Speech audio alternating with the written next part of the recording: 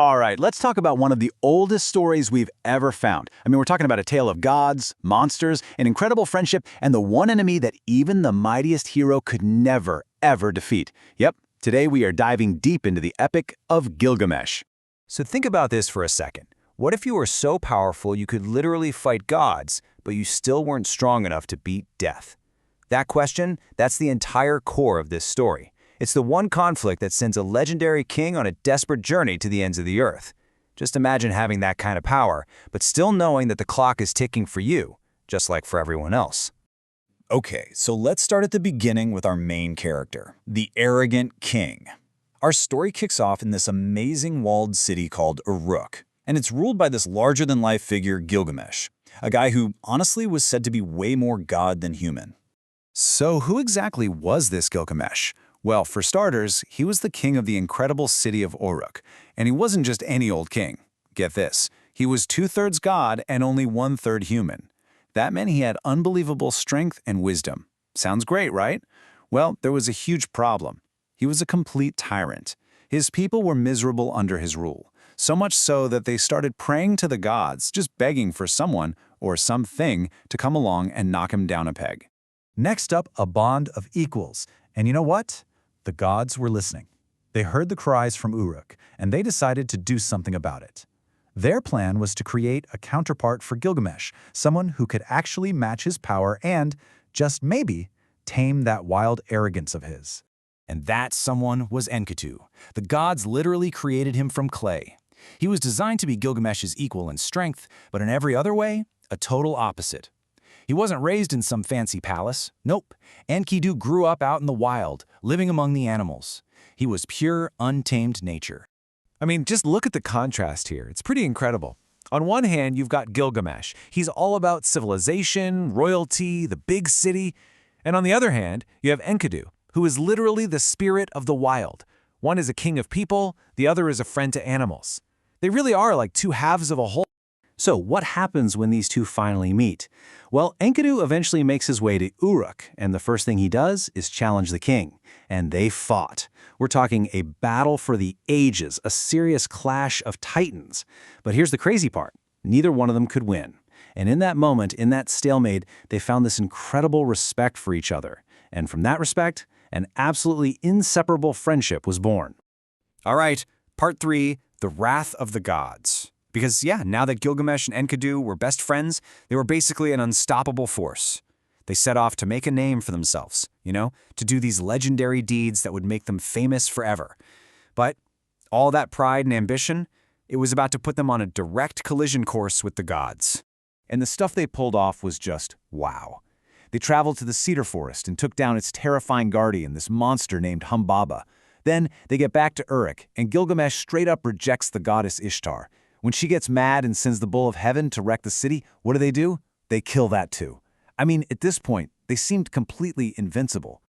But here's the thing about beating up monsters and telling gods no. Sooner or later, they're gonna notice.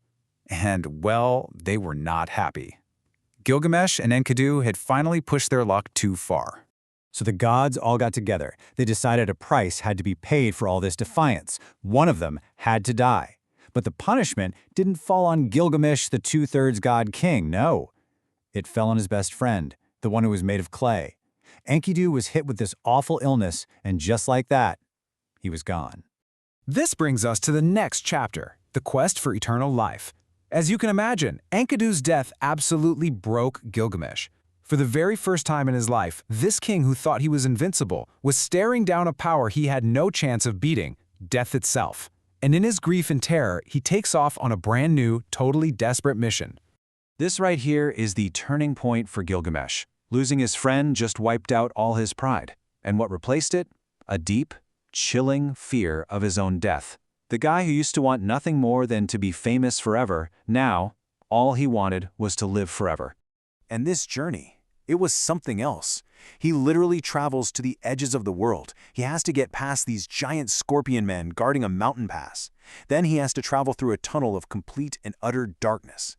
He eventually reaches the edge of the world, this great sea, and somehow has to cross the waters of death, all to find the one person who supposedly beat it, a man named Utnapishtim. So, after all that, Gilgamesh finally finds him. He finally meets Utanapishtim. But the news he gets is just devastating. Turns out, Utanapishtim's immortality wasn't something he earned. It wasn't a reward for being strong or brave. It was a one-off gift from the gods, because he survived a giant world-ending flood. It was a special exception, not a cheat code that Gilgamesh could use. And now we come to the final lesson. Gilgamesh is completely crushed by this. He's ready to go home with nothing. But right as he's about to leave, he gets one last little glimmer of hope. Utnapishtim's wife pulls him aside and tells him about this secret plant at the very bottom of the sea. It won't make him live forever, no, but it can restore his youth. It can make him young again. And for Gilgamesh, that's the next best thing. It's a chance for a do-over. So he dives all the way down and actually gets it. He has it. He actually has the secret to youth in his hands. But the story isn't over. On the way home, he stops to take a bath. He leaves the plant on the shore for just a minute, and a snake smells it, slithers over, and steals it. And as it slides away, it sheds its skin, becoming young again, right in front of him. After everything he went through, he lost it all in a single moment of carelessness? Unbelievable. So Gilgamesh goes back to his city, Uruk, with nothing. He didn't get eternal life. He didn't even get to be young again. But he came back a completely different person.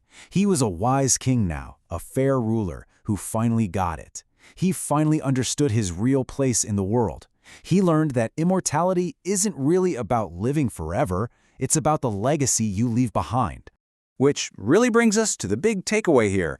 Gilgamesh totally failed his quest, but he came home and became a great king who built a great city. And his story, the one we're talking about right now, it survived for thousands of years on clay tablets. So it makes you wonder, right?